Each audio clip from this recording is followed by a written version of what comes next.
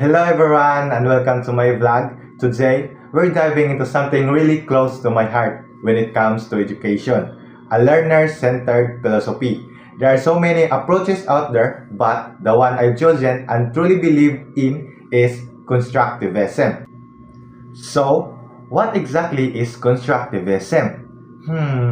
Essentially, constructivism suggests that learners actively construct their own knowledge and meaning from their experiences. It's not about passively receiving information, it's about building understanding based on what they already know and interacting with new ideas and concepts.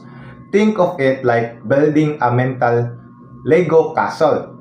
You don't just get a pre-built castle, but instead, you get the bricks and instructions and you put it together yourself, making it uniquely yours in the process. Why have I chosen this philosophy? Well, for me, it just makes sense. I believe that true deep learning happens when students are engaged, curious, and empowered to explore. It fosters critical thinking, problem solving, and creativity, skills that are absolutely vital in today's world. Plus, it acknowledges that every student comes with their own unique background and prior knowledge, which is a powerful asset in the classroom. Now, let's get into the exciting part, how I plan to apply constructivism in my future classroom. First, instead of rote memorization, I love to implement a lot of project-based learning. For instance, imagine a science class where instead of just reading about ecosystem, students are tasked with designing and building their own mini ecosystem, such as terrariums. They would research, plan, troubleshoot, and observe, actively constructing their understanding of ecological principles. I might even have a biodome project displayed on the board.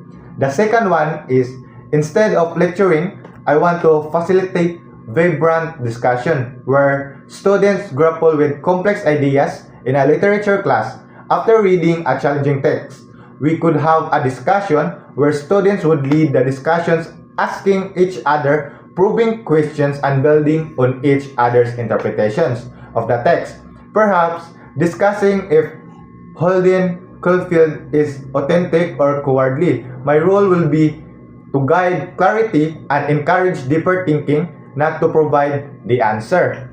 The third one is, this is all about students' questions driving the learning. Imagine a history class where students aren't just given dates and facts, but instead, they're presented with a historical mystery or primary source document and asked, what do you want to know? Then, they'd work in groups using magnifying glass like detectives to research and piece together their own narratives and understandings. I could call it history detectives. And the last one is constructivism thrive on social interaction. I'd frequently have students work in groups to solve problems, create presentations, or even teach concepts to each other. Because when you have to explain something to someone else, that's when your own understanding truly solidifies.